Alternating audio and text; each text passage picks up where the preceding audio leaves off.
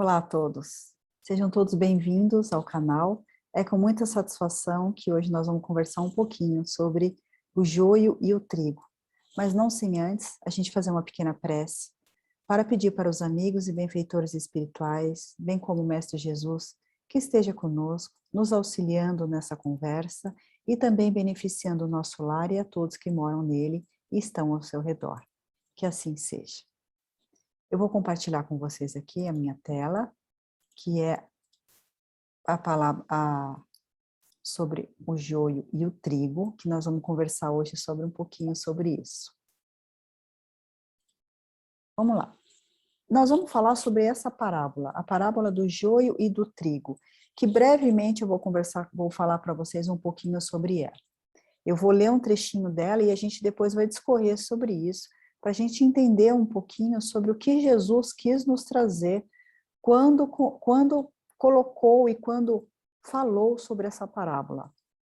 O reino dos céus é semelhante ao homem que semeia boa semente no seu campo, mas dormindo os homens, veio o seu inimigo e semeou o joio no meio do trigo e retirou-se. Quando a erva cresceu e frutificou, apareceu também o joio. E os servos do pai de família, indo ter com ele, disseram-lhe: Senhor, não semeaste tu no teu campo boa semente? Por que tem, então, o joio? E ele lhes disse: O inimigo é que fez isso. E os servos lhes disseram: Queres, pois, que vamos arrancá-lo? Porém, eles lhes disse: Não, para que ao colher o joio, não arranqueis também o trigo com ele. Deixai crescer ambos juntos até a ceifa.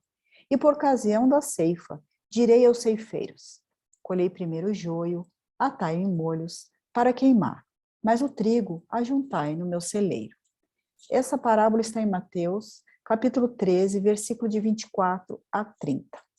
Então, o que nós vemos aqui? Nós vemos um semeador que semeou trigo e no meio encontraram joio. Na verdade, foi colocado sementes de joio no meio dessa colheita de trigo, no meio dessa semeadura de trigo.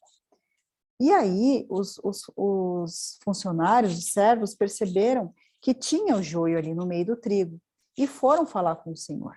E o Senhor disse: não arranque agora, vamos esperar crescer para depois a gente separar o que é joio e o que é trigo.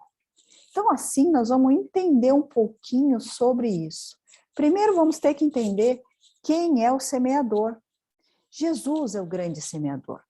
Jesus é quem semeia, né? Que é o nosso orientador máximo, o nosso agricultor divino. As sementes provêm de Jesus. A boa semente é exatamente o seu evangelho, de luz e de amor, que nos concede os meios de nos libertarmos das nossas imperfeições. E a humanidade representa o campo, indica os espíritos encarnados e desencarnados em processo de aperfeiçoamento no planeta. Então, veja bem, nós temos Jesus como grande semeador. A semente é a sua palavra, é o seu evangelho. São as suas parábolas, os seus ensinamentos. E a humanidade, nós, somos o campo fértil a receber todas essas sementes. Jesus traz no evangelho dele várias indicações de semente, de semeadura, de campos férteis, né? E essa é apenas uma das representações. A representação em que existe no campo do trigo, joio no meio do trigo. E o que acontece com esse joio? Quem é o joio? Quem é o trigo? Vamos tentar entender também. O joio e o trigo, enquanto são sementes, eles são extremamente similares. Se vocês puderem olhar aqui na imagem, o trigo, até a hora da colheita, ele é muito parecido com o joio. Então, o que acontece ali quando o dono ali da colheita disse para os servos: vamos esperar até a hora da colheita para a gente identificar quem é o trigo e quem é o joio, para que a gente não arranque o trigo no meio do joio. A gente só vai arrancar o joio. Então, o que é isso? Né? É a gente tentar entender nesse campo que é nós, o nosso interior, quem é trigo e quem é joio. Por quê? Porque nós trazemos dentro de nós muitas sementes. A gente, quando lê o Evangelho, quando a gente procura estudar, quando a gente procura se aperfeiçoar, nós estamos colocando em nós a semente do trigo. Mas, como nós temos muitas experiências, tivemos outras vidas, trazemos uma bagagem muito grande de experiências, até mesmo nessa vida, no nosso meio social, onde nascemos, qual é a nossa cultura, a gente também tem muitas coisas dentro de nós já enraizadas que podemos chamar de joio, que podem ser. O joio vai caracterizar o que aí exatamente? O joio vai caracterizar as nossas mazelas e o trigo vai caracterizar a semente positiva, a semente boa, né? É claro que a gente tem que observar que dentro de nós crescem essas duas sementes porque nós vivemos num campo ambíguo, né? Nós temos as nossas experiências, nós somos um compilado de experiências, de sentimentos, de emoções, ainda não somos perfeitos, estamos a caminho de, então é claro que vai ter dentro de nós sementes de trigo e sementes de joio. Emmanuel, no livro Vinha de Luz, ele traz um capítulo exatamente sobre essa parábola, e é através deles que a gente fez o estudo para trazer para vocês aqui um pouquinho dessa reflexão. E ele vai dizer aqui: o joio não cresce no meio do trigo por relaxamento do lavrador divino, de Jesus, né? Mas sim porque o otimismo do celeste semeador nunca perde a esperança na vitória final do bem. O que vem a ser isso? Jesus deixa que nós tenhamos dentro de nós, dentro do nosso campo fértil, dentro da nossa semeadura, vamos dizer assim, o trigo e o joio ali, as nossas potencialidades e os nossos defeitos, as nossas paixões convivendo ali, lado a lado, para que a gente possa o quê? Transmutar, transubstanciar, que nós vamos ver mais para frente, exatamente isso, fazer o quê? Modificar essas sementes, para que a gente possa arrancar o joio e ter mais trigo dentro de nós, ter mais trigo dentro do nosso campo fértil. Então, quando Jesus recomendou o crescimento simultâneo do joio e do trigo, não quis senão demonstrar a sublime tolerância celeste no quadro de experiências da vida. O Mestre nunca subtraiu as oportunidades de crescimento e santificação do homem, e nesse sentido, o próprio mal, oriundo das paixões menos dignas, é pacientemente examinado por seu infinito amor, sem ser destruído de pronto.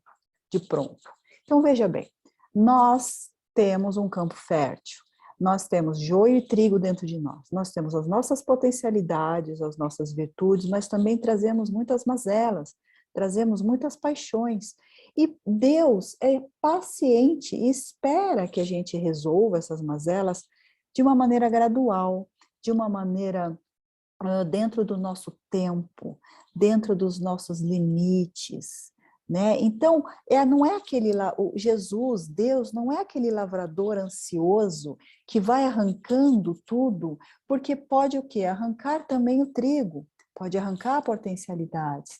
Então, pacientemente, Jesus, Deus, a espiritualidade amiga, espera o quê?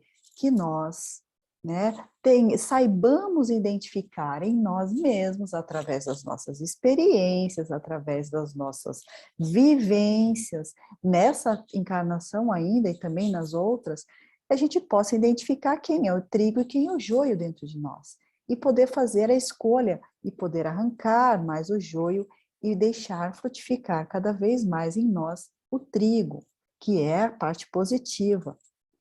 Então, o que acontece, então, nesse processo todo? Jesus, porém, manda aplicar processos defensivos com base na iluminação e na misericórdia. O tempo e a bênção do Senhor agem devagarinho, e os propósitos inferiores se transubstanciam. Lembra que eu falei quando a gente vai o quê? Modificando? O que é isso? Jesus pacientemente espera que nós, através das nossas vivências, dos nossos aprendizados, vamos fazendo o quê? Vamos modificando aquilo que nós temos dentro de nós. Então, a gente vai aprendendo, vai dominando o nosso orgulho, vai dominando o nosso egoísmo, vai o quê? Vai transubstanciando, vai mudando a substância que existe desse sentimento, dessas emoções inferiores que ainda reinam em nós, que ainda existe em muita abundância. É como se a gente fosse imaginar uma ideia nova. Toda ideia nova gera um desconforto, gera uma dúvida, às vezes as pessoas aceitam de pronto, às vezes relutam, né? Mas a gente só vai saber se aquela ideia nova, aquele projeto, aquele relacionamento vai ser bom quando ele tiver um tempo de maturação, que é um tempo de crescimento. Ele vai ter que crescer, administrar, né? Então, a gente não vai matar a ideia logo antes dela frutificar. Nós vamos precisar esperar esse tempo de maturação para que essa ideia vingue ou não, seja boa ou não, para que a gente possa decidir se a gente vai adiante ou recua. Assim é também conosco, né? Jesus não vai ceifando tudo que tem de ruim em nós, não é assim, mesmo porque esse processo é nosso. Ele nos dá o caminho, ele nos dá a orientação, ele nos dá a semente.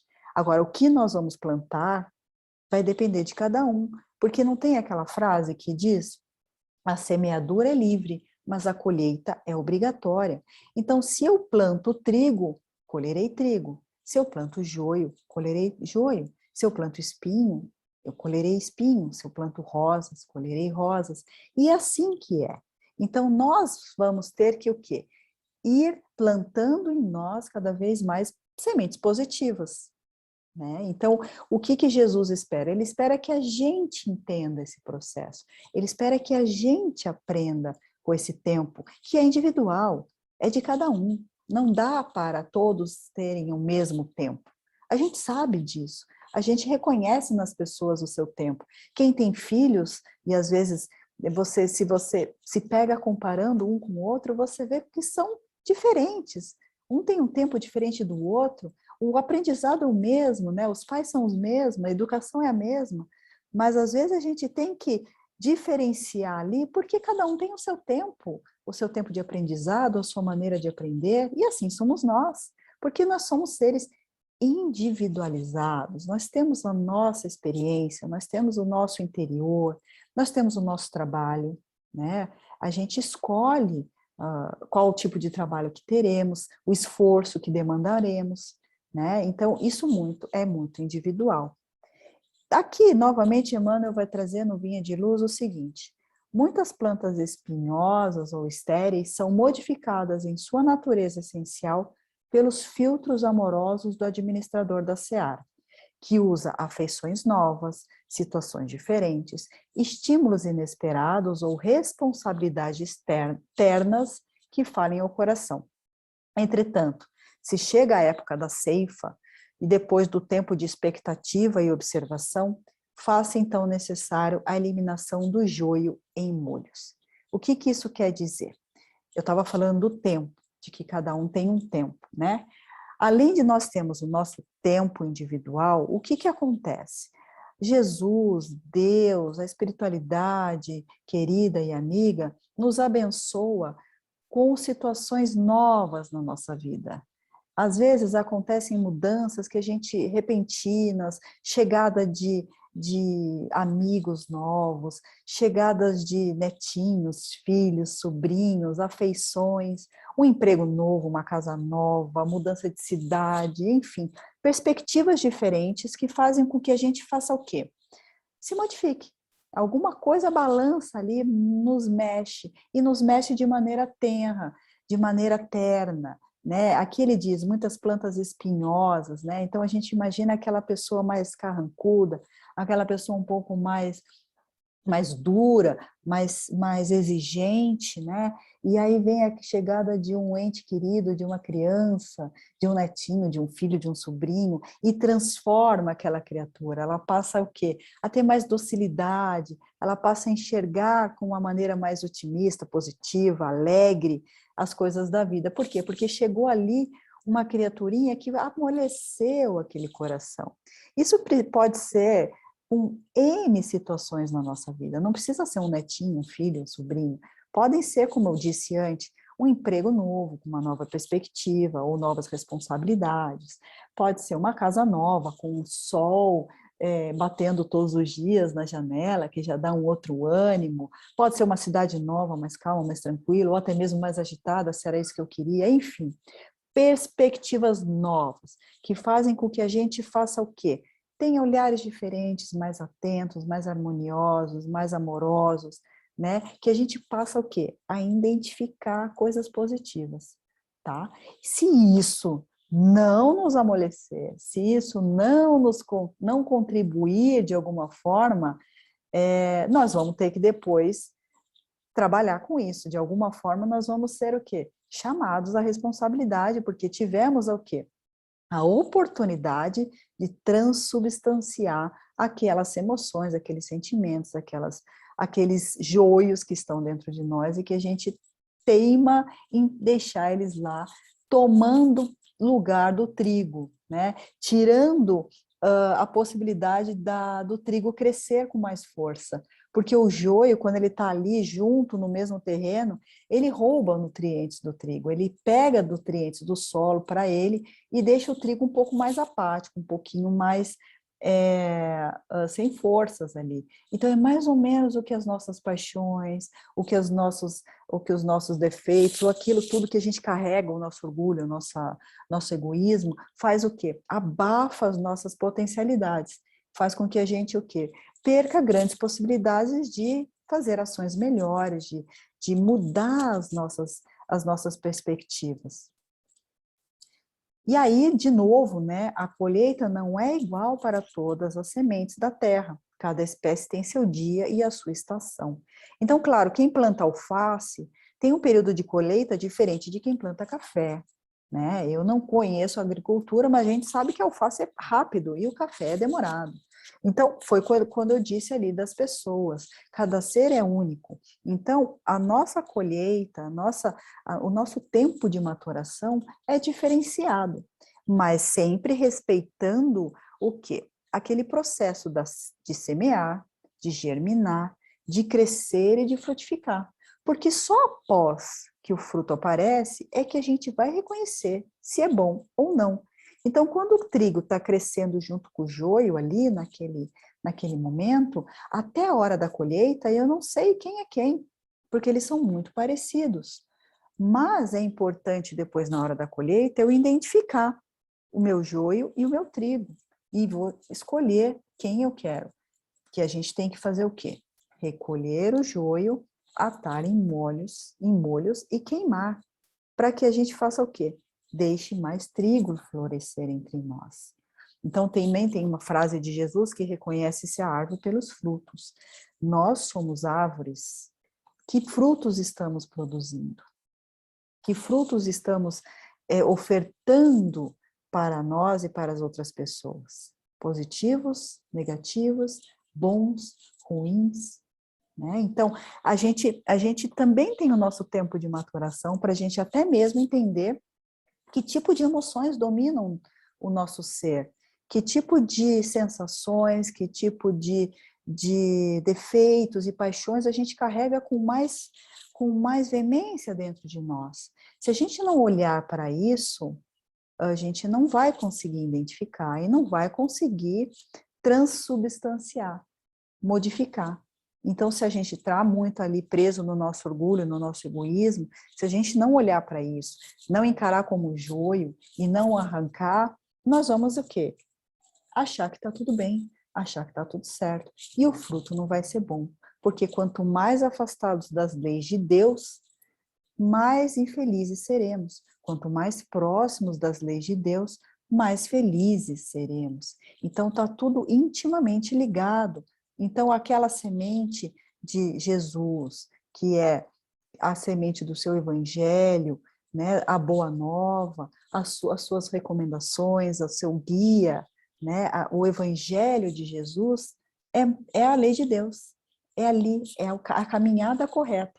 Quanto mais nos afastamos, mais tristes seremos, mais infelizes seremos, porque estaremos dando o quê?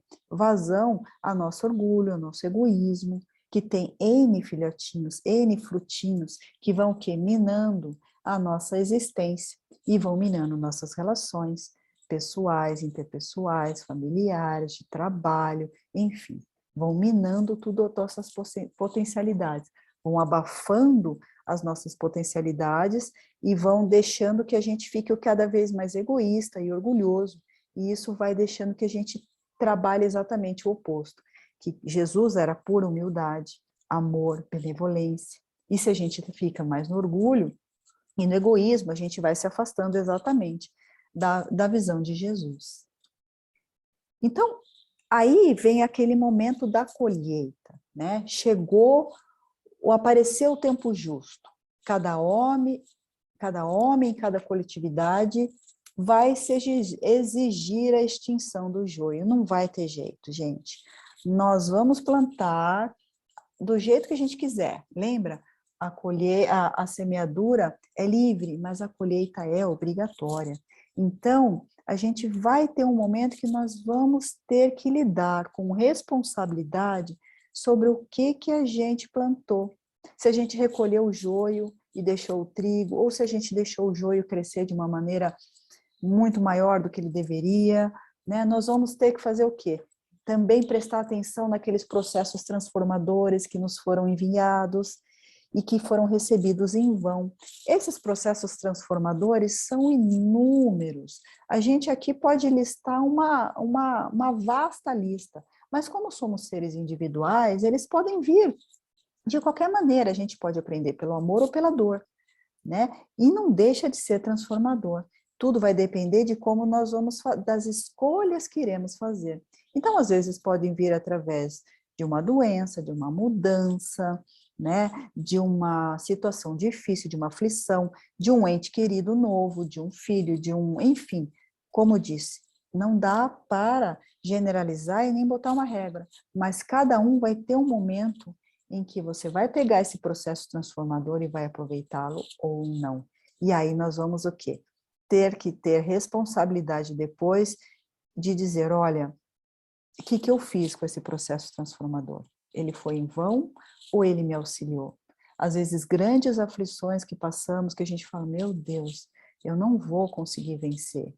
É realmente um grande processo transformador, que depois que passa, a gente olha e fala, puxa, eu fui extremamente forte, eu consegui vencer, eu venci essa aflição, eu venci essa situação, seja ela qual for, e eu me transformei, eu não sou mais aquela pessoa de antes. Então, quando a gente recebe um processo transformador, seja ele de qual ordem for, e a gente aproveita ele, nós estaremos num bom caminho de transformação, de transformar a nossa substância. E aí a gente vai o quê? Pegando aqueles nossos joios e vamos cedendo o lugar, tirando eles do nosso campo fértil e deixando que o trigo cresça com mais propriedade, com mais força. O joio, reunido em feixes para ser queimado, simboliza os momentos de real aferição do aprendizado desenvolvido pelo espírito. Percebe-se, então, que as dificuldades não vêm isoladas, mas formam quase sempre um conjunto de apreensões e desafios que devemos superar. Então, gente, é aquele momento em que a gente fala, meu Deus, o que eu fiz? Né? Como vou vencer? Né? Como que eu vou conseguir passar por isso? É aquela hora da colheita do joio, é aquela hora que a gente vai ter que realmente transubstanciar tudo aquilo que a gente deixou crescer em nós. E nós estamos sendo chamados ali para fazer o quê?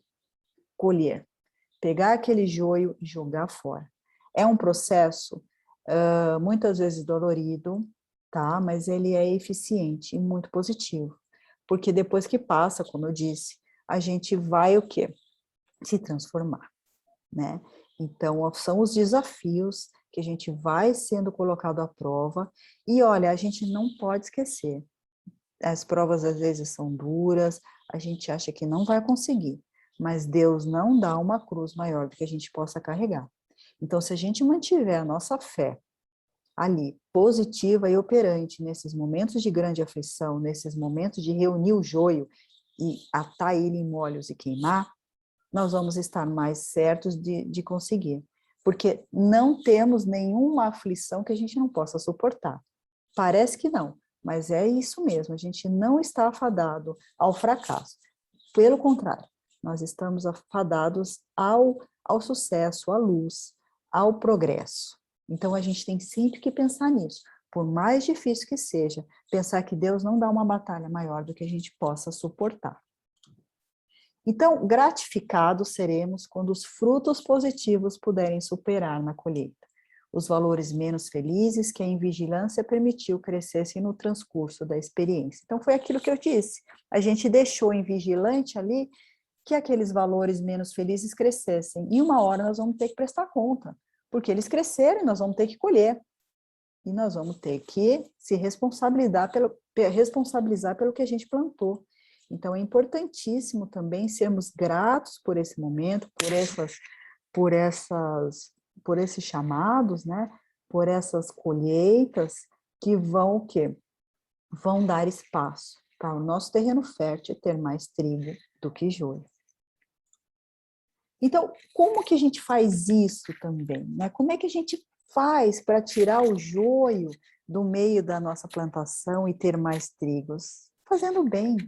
O bem, o amor, é uma força propulsora maravilhosa, né? É quando a gente pratica o bem conosco, eu não estou dizendo de bem, de humanidade, daqueles grandes mártires, daquelas personalidades que são reconhecidas mundialmente. Não, não. Eu estou falando daquele bem mesmo que a gente faz para nós e para aquele próximo, que pode ser bem próximo a nós. Aquele nosso familiar difícil, aquele filho que nos testa o limite, aquele pai e mãe que não corresponde às nossas expectativas muitas vezes, aquele irmão difícil da caminhada no trabalho, aquela comunidade difícil em que eu vivo, que me põe à prova a todo momento, enfim, são nessas situações em que a gente vai exercitando o bem. Como que eu vou escolher viver ali naquele meio? Como? Eu tenho escolhas todos os dias eu posso escolher. Ou como eu posso escolher fazer o bem? Como eu posso devolver o mal que me fazem com o bem? É uma tarefa complicada, difícil, sem dúvida, mas não tem ninguém aqui, ouso dizer, que quando pratica um bem verdadeiro, não tem aquela felicidade plena. É uma felicidade mais duradoura, de saber que você conseguiu fazer o bem. E nem que seja arrancar um sorriso de alguém que está num dia triste, nem que seja consolar um irmão que não tem com quem falar e quis dividir as suas angústias com você, né? Pode ser um bem material que você vai dar a alguém que está necessitado também, sem esperar reconhecimento, é claro. Vai ser uma palavra amiga, uma atitude benevolente, um perdão das ofensas, enfim. A lista do bem é interminável. E aí, quanto mais a gente pratica o bem, mais estamos experimentando o que é divino em nós. Porque existe uma parcela divina em nós grandiosa, mas é que as nossas paixões abafa isso, o nosso joio encobre isso. Então, o trigo é o que há de divino em nós, são as nossas potencialidades, é aquilo que vai nos transformar, nos transubstanciar, que eu já falei aqui várias vezes. Então, é imperioso guardar confiança no Senhor, tendo muita fé, sobretudo nos momentos de sofrimento, em que se faz necessário separar o joio do trigo. Então, acreditar que Jesus acredita em nós, acreditar que Deus não nos dá uma missão maior do que a gente não possa cumprir, né? Acreditar que o Senhor não vai nos deixar faltar nada, por mais aflitiva que seja a nossa situação. Então, confiar na providência divina, confiar no Mestre Jesus, que é o nosso caminho, verdade e vida, praticar o bem, fazer o nosso melhor dentro da nossa comunidade, conosco mesmo, observando as nossas paixões, as nossas mazelas, identificando também as nossas potencialidades, que são inúmeras, e crendo no Senhor, porque Jesus diz: o Senhor é meu pastor e nada me faltará. E se eu tenho fé, se eu acredito, realmente nada me faltará, porque não vai ter uma ovelha do Senhor que vai ser transviada, porque ele vai ficar de olho nela até ela voltar para o pasto correto. Então, vamos acreditar, vamos ter muita fé, muita esperança, que não há momento de aflição que dure para sempre. E também não há momento em que a gente não possa aprender e dar o nosso melhor. Então, é com muito amor e com muito carinho que eu encerro hoje a nossa conversa de hoje, na esperança de que tenhamos sempre Jesus no nosso coração, pensando sempre na fé inabalável, naquela fé que nos suporta, aquela fé que nos dá coragem para enfrentar todas as nossas mazelas. Acreditar que não cai uma folha do céu, numa folha de uma árvore, sem que Deus não esteja ali de olho, e que tudo há um propósito. E um propósito maior é que Deus nos ama, Jesus nos ama, e a gente precisa acreditar nisso para a gente poder crescer e evoluir. Um grande abraço a todos e que Jesus esteja conosco cada vez mais. Que assim seja.